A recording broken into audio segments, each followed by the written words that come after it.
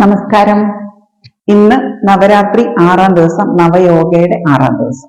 ഞാൻ ഇന്ന് നിങ്ങൾക്ക് പരിചയപ്പെടുത്താൻ പോകുന്നത് ഒരു ആസനമാണ്. അതായത് യമ നിയമ ആസന പ്രാണായാമ പ്രത്യാഹാര ധാരണ ധ്യാനം സമാധി. അതിൽ യമം നിയമം കഴിഞ്ഞാൽ വരുന്നത് ആസനാസ് ആണ്. ആ ആസനാസിലെ ഒരാസനയാണ് ഞാൻ നിങ്ങൾക്ക് പറഞ്ഞു തരാൻ പോകുന്നത്. ഇതിന്റെ ഗുണം എന്താന്ന് വെച്ചാലുണ്ടല്ലോ, ഈ ആസനയുടെ ഗുണം ഞാൻ പറയാണ്, ടീച്ചേഴ്സിന് പേരൻസിനും ഒക്കെ ഒരുപാട് യൂസ്ഫുൾ ആണിത്. കാരണം എന്താണെന്ന് വെച്ചാൽ ഇപ്പൊ കുട്ടികളെ തല്ലാൻ പാടില്ല, നേരെ നോക്കാൻ പാടില്ല, വഴക്ക് പറയാൻ പാടില്ല, അവരെ ഹരാസ് ചെയ്യാൻ പാടില്ല. ഹരാസ്മെന്റ് ആണ് ഇതാന്നല്ലേ പറയണത്. അപ്പൊ നമുക്ക് കുട്ടികൾക്ക് ഇത് കൊടുത്തു കഴിഞ്ഞാൽ, ഈ ഒരു ആസന കൊടുത്തു കഴിഞ്ഞാൽ കുട്ടികൾക്ക് അതൊരു പണിഷ്മെന്റ് ആവുകയും ചെയ്യും, അവർക്കത് ഗുണമാവുകയും ചെയ്യും. രണ്ടുണ്ട് കാര്യം. ഓക്കെ, അപ്പൊ അതെങ്ങനെ ചെയ്യണേന്ന് നോക്കാം. നമ്മള് കാലുകൾ ചേർത്ത് നട്ടല് നിവർന്ന് നിൽക്കണം. ഓക്കെ, എന്നിട്ട് നമ്മുടെ ദൃഷ്ടിയെ ഒരു പോയിന്റിലേക്ക് ആക്കണം. നമ്മൾ അവിടെ ഇവിടെ നോക്കരുത്, ഒരൊറ്റ പോയിന്റിൽ ദൃഷ്ടിയാക്കുക.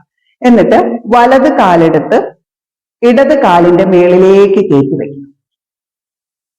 കാലിന്റെ മുട്ട് സൈഡില്, കാലിന്റെ വിരലുകൾ താഴെ, ഉപ്പൂറ്റി മേളില്. ദെൻ ശ്വാസം എടുത്ത് കൈ സൈഡില്, ശ്വാസം ഇട്ട് തിരിക്കണം. ശ്വാസം എടുത്ത് മേളിലേക്ക് തൊഴുതു പിടിക്കണം. ഇതിന്റെ പേര് വൃക്ഷാസൻ എന്നാണ്. ശ്വാസം വിട്ട് കൈ താഴെ, ശ്വാസം എടുത്ത് തിരിക്കണം. ശ്വാസം വിട്ട് കൈയും കാലും താഴെ. ഇതാണ് വൃക്ഷാസൻ. ഇത് കുട്ടികൾക്ക് കോൺസെൻട്രേഷൻ ഒക്കെ കൂട്ടും, അതുപോലെ തന്നെ അവരുടെ പഠിത്തത്തിൽ അവരെ ഹെൽപ്പ് ചെയ്യുള്ളൂ. വൃക്ഷാസൻ ഒരുപാട് ഹെൽപ്പ് ചെയ്യും. ഓക്കെ, അപ്പൊ വൃക്ഷാസനം ചെയ്യുമ്പോൾ ഒരു കാല് മാത്രം മറ്റേ കാലിന്റെ മേലെ കയറ്റി വെച്ച് ഒരു സൈഡിൽ മാത്രം ചെയ്താൽ പോരാ, നേരെ തിരിച്ചും ചെയ്യണം. ഒരു സൈഡിൽ ആദ്യം ചെയ്യാം, അതിനുശേഷം മറ്റേ സൈഡിലും ചെയ്യാം.